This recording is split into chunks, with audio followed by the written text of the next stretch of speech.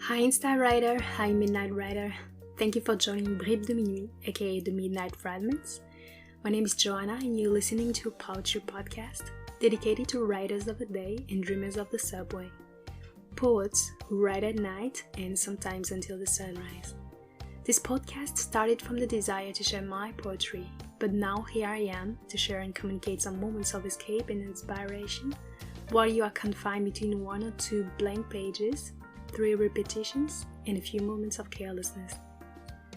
One Sunday, twice a month, I pick a poem online for you, the prose of an Instawriter who embraces anonymity alongside with depth, but also the writings of poets who wish to share their dark thoughts and their bucolic reflection. Today I have the pleasure to receive Wayne Benson, a poet from Easton in Pennsylvania. Wayne not only believes in the power of words, but also the capacity of a poem to carry a message. He is that kind of guy who you find shy in the first place, but then engages in a conversation with you to help you find the answers to your question. His work has been published in various magazines, but he is also an editor at the Elevation Review and the lovely host of the Basement Poetry Podcast, where you, as a listener, get to relax, sit back, and listen to poetry. His text addresses childhood memories, love, but also racial issues. The choice of the poem today spontaneously turned towards the subject of what it means to be black in the US. I won't let you wait any longer. Please welcome my next guest and give a sound attention to his poetic interview. Hi Wayne, how are you doing? Comment ça va aujourd'hui? Ça va, merci. Thank you for your French. I appreciate. So Wayne Benson is your full name. You're a poet from Pennsylvania and you're currently pursuing an MFA with the Maslow Family Graduate Program in Creative Writing at Wilkes University. And but you're also an editor, poetry editor at River and Swartz Review. You lastly published some poems in Crepe and Pen magazine, Mineral Lit magazine, Perhaps magazine, the Elevation Review. And the thing is, like, that's how I discovered you, actually. You ran a podcast that is called Basement Poetry Podcasts, and that's where you literally talk about poetry in your basements. And yeah, that's a good thing that we, at least by now, I know basement can be a romantic fit word to be because of poetry, of course. So I discovered your podcast while browsing poetry podcast on Spotify, and I found your poetry, which is named "I Am a Black Poet," which you wrote in June 2020. Yeah, so I actually wrote that poem in June and it got published in the Elevation Review in November of that year. So Okay. And I guess you must run out with 1,000 questions and some thoughts while you go out the streets on a daily basis, like any human being. But I'm guessing this was following the rise of anger following George Floyd murder. George Floyd. Yeah, was that the reason why you decided to write that poem, or there was something more about it? So it kind of started from that. So once the George Floyd situation happened, I was constantly writing poetry, but race became such a big topic, on the news every single day, on social media. It was just in your face every day. And so I started to think, like, as a Black poet, am I obligated to, you know, say my view on this, or is it already known? Like, how do I maneuver this situation as a Black poet and that kind of expectation to take this on in my work? So you felt like you had to let some kind of anger out, or just because it was your work, you felt like you have to write about this? Like, it's no longer a subject that you can avoid.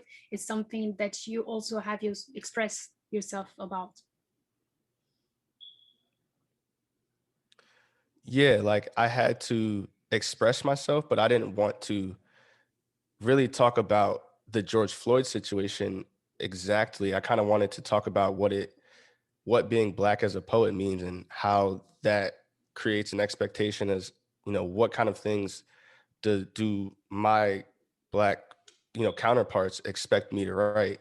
And that weighed heavy on my mind. So it was more like I was trying to come up against the expectation to write about Black issues all the time as a Black poet. Yeah, I can feel that actually, that you're not talking like upfront about racial issues in this poem, but more like trying to talk about what are actually the expectations as a Black poet with metaphors, of course, because it's a poem.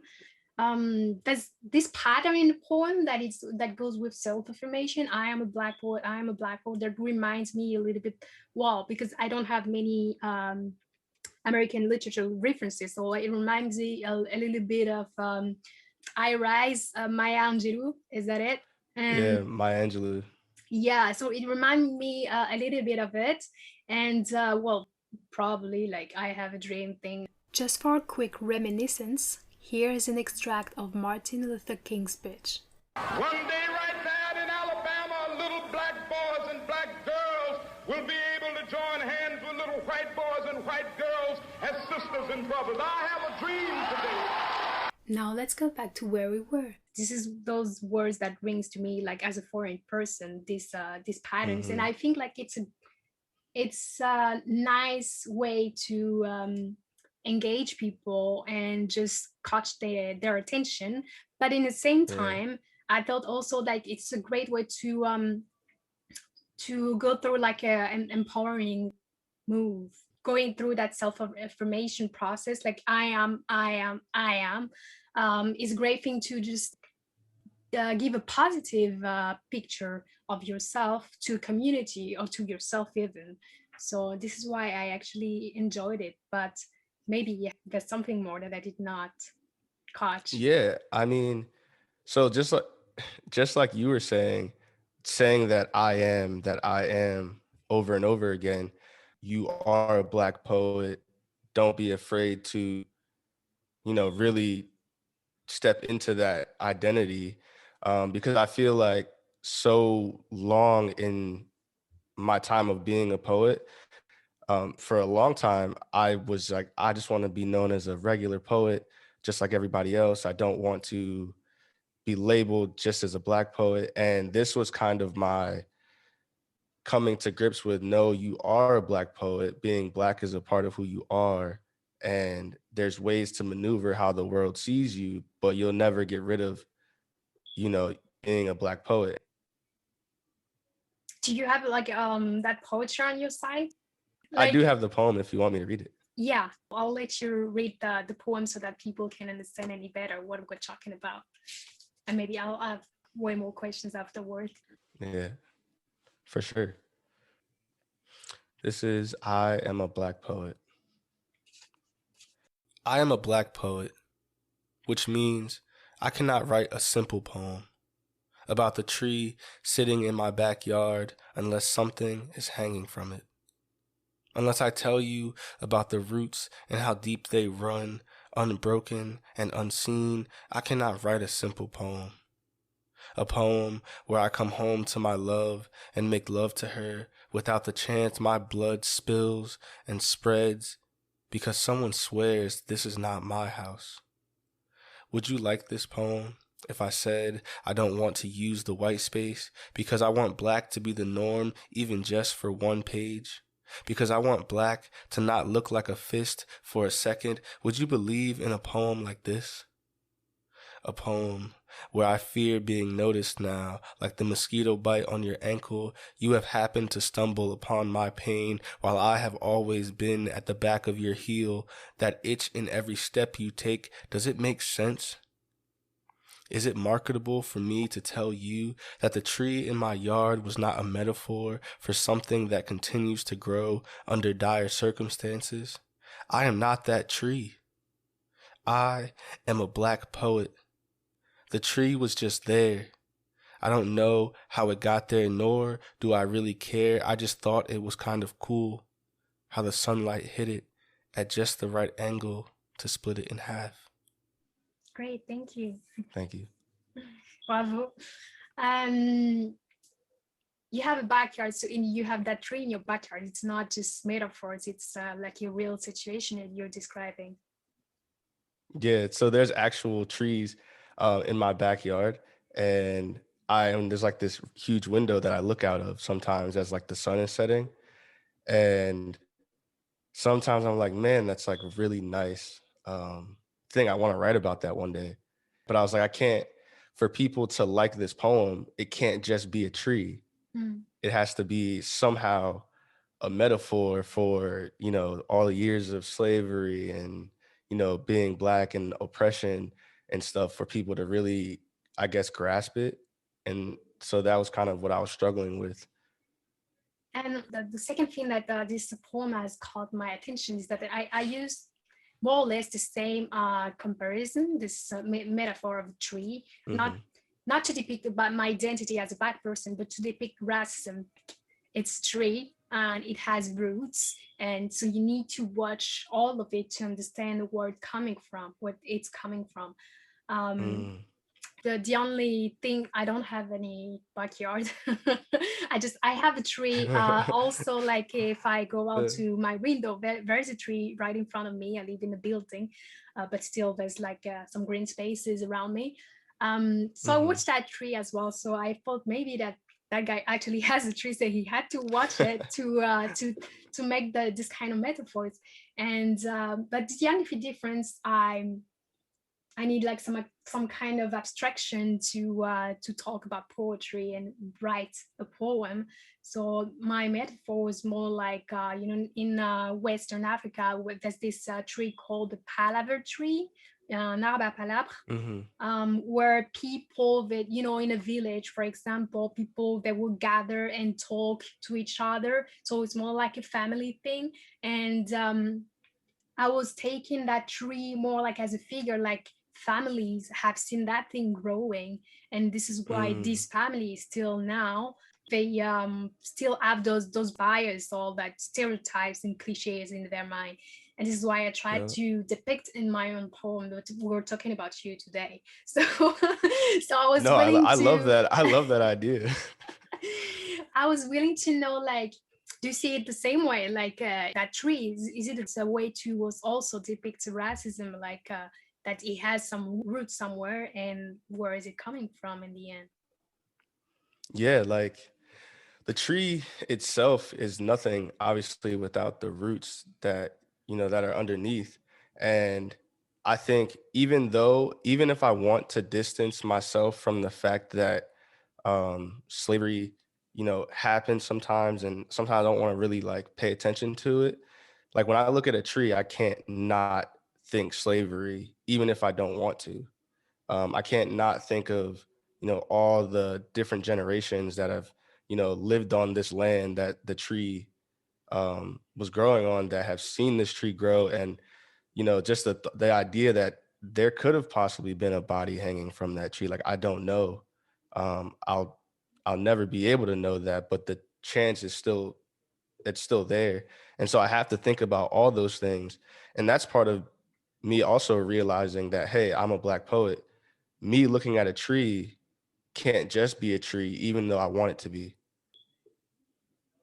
So if there's no connection between these two questions, maybe, but still, something I've been thinking, like to address the issue of police brutality. So on the news, people were talking a lot about police officers training. I don't know how long that training lasts. I think from what I saw online, it can be like up to a year or something. I don't know either, like how is that training happening, but if we have to make a comparison, not sure it's the right one either, but anyways, 3 years ago now, I think, there was also these two guys at Starbucks being arrested for just willing to go to the bathroom. And this has I got, remember that. yeah, so it has, it was in the headlines all over the news, and it has shocked a lot of people. And one thing they said, like there was a training afterward, like Starbucks has they closed down like a bunch of shops, like 30,000 shops, something like that. And there was a training for 4 full hours to train these people about stereotypes and cognitive bias. Right. Yeah, well, at least I heard so. I don't remember Yeah, I haven't my heard source. that yet. So that training, I don't know if it's actually efficient, but if you have to relate it, same with the police officer training, I don't know how much it is efficient, because it Yeah. has some, those cognitive bias have some roots somewhere else, right? And so this is why I enjoyed this figure, the figure of a tree, the metaphor. I enjoy it because it's coming from deeper, it's coming Yeah. from underground or something darker, let's say. Mm-hmm. So what I think, my personal belief is that this issue, it has to be addressed for sure, like for any of us human beings, not just for like coffee barmaid or anything alike, or police officer, or for any profession. It has to be addressed at some point. I don't know how many hours, how many minutes, but it also has to be addressed Yeah. earlier. So now you're on the master, you're a student still. As a, Mm-hmm. from your personal experience, was there any time in high school, juniors high school, primary school, or kindergarten, you were sensitized about these issues? Honestly, um, there was never a time in school, like undergraduate, in elementary or middle school, where there was any real kind of talk about racial discrimination. And unless it was Black History Month, um, if it was Black History Month, then of course, everyone, you do assemblies and everybody gathers and stuff and talks about it. But I don't think that really helps as much as the school system thinks it does, to sensitize people to these issues. And so people can just ignore that month and then just go on about their lives and never really care at all. No one really notices it. And even as a Black person, you don't really notice that until something happens to you, until you get pulled over for no reason, and until you get questioned, and or until you get followed in a supermarket just because you're just because you're Black. Like, and then all of a sudden it's like real to you, even though your parents have been telling you that these things happened all your life, and you're like, oh no, that doesn't really happen, not in my generation, until it actually happens to you and you're like, oh, these issues are real. um, and some white people tend to be able to just ignore the issues because their communities are white. They don't really, they're not integrated as much as, we like to believe people are integrated, which is what I always say. I don't think um, America is as integrated as everybody thinks it is, Mhm. because I can go to a school and only hang out with Black people. I can go to a school and only hang out with white people. It's very segregated to a certain extent still. It's more of a social norm, not really like they're making people segregate, but it's like you're just safe with your own color. And so these are the things that happen. So people, even in our generation, can still grow up and be 25, 30, and still not really understand how racism affects our culture. Mhm. But then, so like you were saying, back when you were in primary school, elementary school, you were with your own community or your own people, I mean, with the same skin color, which sounds very foreign to me, because I was only with white people. And back in Mm-hmm. elementary school, I didn't feel any difference. But this concept that is raising now is that they don't belong to race, they are racialized. And Mm-hmm. I kind of stick to that theory, to that concept. And so you were actually in a diverse environment. You grew up in a diverse environment, but while you grew up, there was no one else outside school, let's say, I don't know, like when there was some community activities or anything, and like no one will address and sensitize you about these issues? No, not really. The only person that ever, gave me any kind of direction about these issues was honestly my grandmother. Mm. Um, I grew up, and even though I was in a diverse community, I was similar to you. Most of my close friends were white.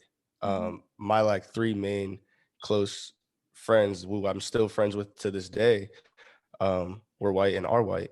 And so I used to grow up and be like, no, these issues aren't a thing because my white friends aren't doing those things to me or saying those things to me. So it was hard to really understand everything. And my grandma would be the one to tell me, like, no, these are real issues. She's always, whenever I'm driving somewhere, she's always like, don't get pulled over because you know how that can go. And I'm just like, no. And I used to be like, no, that's not a thing. But as I grew up, everything that she was telling me started to become a lot more real. After seeing it on the news and then obviously experiencing racial things myself, I'm like, okay, my grandma actually was right. But she was the only one who was really willing to tell me the truth Mhm. about everything that goes on in our communities. So don't you think it will be actually outside of your family members to have in these organizations, this community or social area, anywhere, a place, an NGO, anything that'll be there to try to implement a program to train people or sensitize people and teach them what it is like, what are those issues like. And during Black Month or any time during the year, just like I believe there should be during probably junior high school, there's a program to teach you Hmm. what while you go through your adult life, how sex is gonna be like, or what do you have to do to protect yourself about this disease, such and such disease. There is a program like that, right? So Yep. there can be a program that could be addressing racial bias, cognitive bias, and stereotypes, but could be that this kind of thing implemented in your school or your cousins, Yeah. because now you're grown up. Really, It's it should. funny that you said that because as you were saying that, I was thinking, well, there's programs to teach us not to do drugs. There's programs that teach us about sex at a very young age, at like 10 years old. They come into our schools and they tell us about drugs and how it affects your brain and how, it's bad for you. But never is there like a group of people that'll come into our schools and tell us how we, about the racial issues that go on in our communities, because then we're just surprised later on when they actually happen and we don't know how to handle them. Yeah. So you agree that there should be something like Yes, definitely. done by the government or anyone, like an NGO or something. Um, Hmm. what I else? don't think the government should do it though. It should No. probably be it should probably be someone other than the government, because I don't think anyone trusts the government to implement that in the right Oh, way. oh, that's a recent thing, or that it's just because of the last No, person in power, yeah. to not name that person? It's just I think anyone who's in power, I wouldn't there's a lot of lack of trust of the government in America. Hmm. So I see. to think that they would implement a program like that without some kind of agenda Hmm. or underhanded agenda would be hard Weird. to believe, honestly. I see. Because the reason why I'm saying this is because we don't have education for racial bias here. Even there is some kind of training for a police officer, but I think these things happen sooner. We're raised with those cognitive bias earlier, so there should be something Hmm. earlier. We don't have that either, but we do have programs for sexuality. It is the government that implements that program, so that's why I thought the Hmm. government should do it. But that's like my own European mindset. Yeah. So No, so I understand that. Yeah. yeah. It's just one of those things where you can see by what things the government implements what they consider to be an issue worth tackling. Mm-hmm. Like they believe that that's an issue worth addressing more so than racial issues. And I Mm-hmm. think that just shows that a lot of governments decide to just brush the racial issues under the rug, and well, they'll just learn about it in life, and that's just it. But I think that's how we kind of got to where we are today, honestly. Mm. Yeah, and there's one thing I did not to just get back to that poem. The end of it. Hmm. Would you be able to just explain what do you mean about how the sun like hit it at just the right angle to split it in half? What do you mean by splitting that tree in Yeah. half? So, and it was funny because like after I wrote that line, I was like, is anyone gonna even? I feel like people are gonna try to like go too deep into it, but literally, it was just that the sun was like setting in a way where like the tree was like half sunlight, half shade. So it was like in my mind, it was like split in half. So it was like, oh, that's such a cool thing. I want to write about that. But like I said, I couldn't just write about that. I had to write about racial, things on top of it. And then I got to the main point of what I was actually trying to get to is that the way the sunlight hit the tree, it just looked really cool at that time. Yeah, because I was thinking that sun like splitting a tree in half, that would be like a dark side and a shiny Hmm. side, meaning Yeah. there might be also like the same with racial issues. There's a bright side, and I thought like, what's Hmm. the bright side about it? What are you talking about? So but I got it wrong apparently. Oh So man. yeah. No, I mean, I like that you had a different interpretation of what I wrote because that just makes you have to sit with the poem a lot Mhm. longer and be like, well, what did he actually mean by this line? And to me, it was literal. It was as the sun was actually, splitting it in half. But even you saying that makes me think like, man, that would be an interesting concept if I did say it that way. Yeah. Yeah, that's an interesting point of Yeah. I'm glad we have different interpretation and different Yeah, definitely.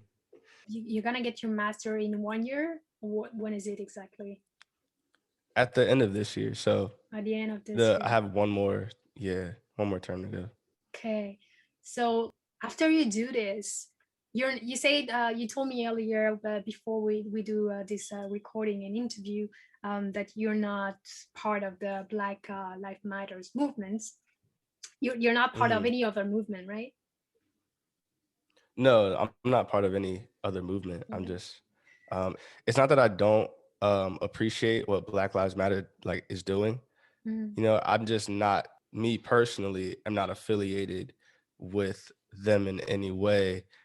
So I'm kind of just on my not on my own, but I just, you know, fighting racism every day is one of those things. There's a confusion for me like from abroad because there's a lot of hashtags in movement and I never know how to make a difference between each. Like for example, million hoodies. I don't know if it's a hashtag or a movement, or like say her name. I don't know if it's an organization or a movement, and that's why. And that's what Uh, I meant. Like, are you part of any other movement? I don't know, but you're not. oh, no, I'm not a part of any of those movements and stuff like So that. what I was about to ask is like you don't want to commit into this organization, but how do you think with creative writing you would be able to address these issues and teach anyone from your community, younger people in general, and sensitize them about these issues as a creative writer? Yeah.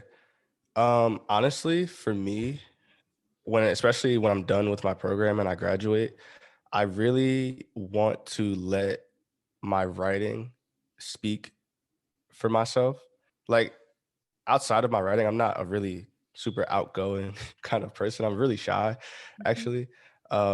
So to even talk about these issues in the poem that I just wrote there was something new to me. I had never really spoken or really given much feedback on these issues before that.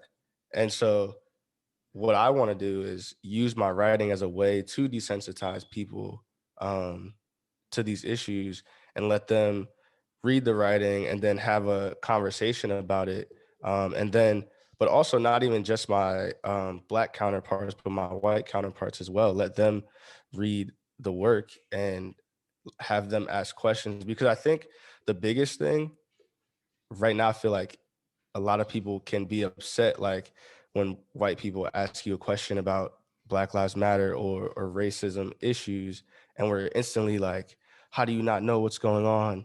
And we're kind of like defensive right now because of everything is so raw and like real on the news and everything. But I actually enjoy when people are willing to say, hey, look, I don't understand this. Can you explain it to me? Can you help me understand that? And then I can show them a piece of writing or have that dialogue with them. I had a really, really old guy come up to me while I was at work one day. He might have been 90. And he was like, can you just explain to me? Because I guess he had seen a commercial and he just didn't understand it. And he was like, what is going on in our country right now? And I sat with him for like 30 minutes while I was supposed to be working, and, and just explained to him all the social things that are going on in the country. And he like loved that I was able to have that conversation with him. And so, and that might not change his worldview, but that at least starts the conversation for him. And so that's what I want to do, really just be a walking representation of someone who can have that conversation with people. So you mean that sensitizing people is not just Yeah. about creating organization or communities, and it's not just about that. It's a daily work. Just goes like me as a citizen, I should just speak to my neighbor, to anyone, and I should take the opportunity to talk about these issues, my issues, ask about that person issues, and try to understand it as a citizen. Mm-hmm. Yep. So the issues that we're facing is honestly in our local communities, your neighbors, the people you go to work with every day, the people you see at the supermarket. Those are the people who you can directly affect. I understand some people have a lot bigger platforms. You know, their voice is a lot bigger, like celebrities, so they can affect, you know, millions of people at one time. But I don't want people to think that the conversation with their neighbor about racism isn't doing anything, because that conversation you have with them, they might be able to have that conversation with somebody else and then somebody else, and it will just continue to go that way. Or they might have that conversation with their kids, and then their kids don't have to grow up in the same cycle that, you know, their parents grew up in. So I don't want people to think that the smallest conversations aren't important, because I've had some of the most important conversations with people that I'm just close with about these things, and not with a microphone or anything like that. Just, hey, what do you think about this? Can you answer this question for me? Yes. And just being able to have those conversations in a calm environment have done wonders for me in my life. So yeah, I think we made pretty much our point. So unfortunately, you don't have any other poem to talk about it, but I'll tell my editors that your poem is still available. There's like 20 or something poems that are on your channel on the Basement Poetry Oh yeah. podcast. Something in life. It's not just about Blackness.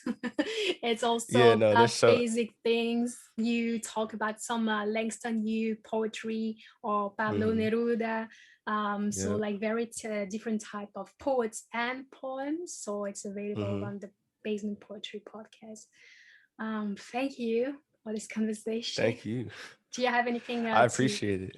to say or add to this conversation? Yeah, Before we definitely. I was thinking while before we got on here, I was like, what can I say to the audience? And just anyone, whether you're a writer or you're not a writer, you're just, you know, living your daily life, just don't allow, you know, the media and stuff to tell you who you are.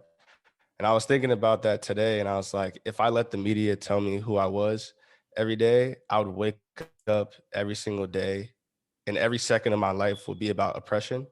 And that's not the truth of my every single second of my life.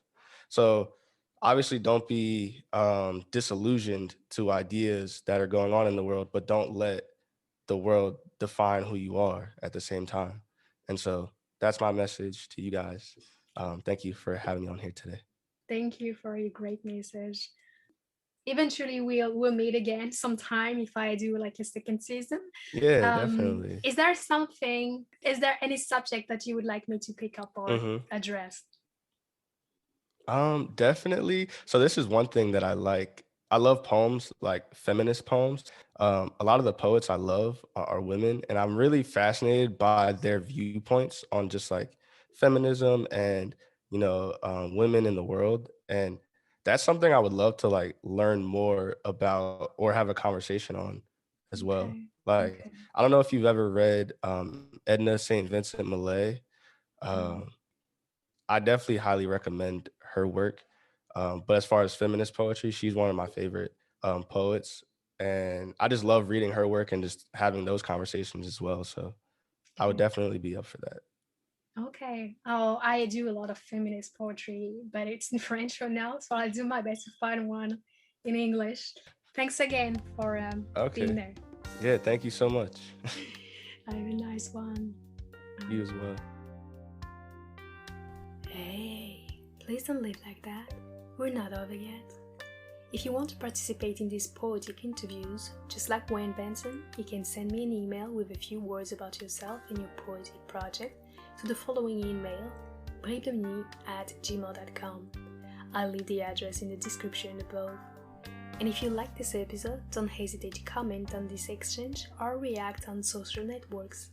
Share this moment of poetry or add it to your audio playlist. Have a good night and see you soon.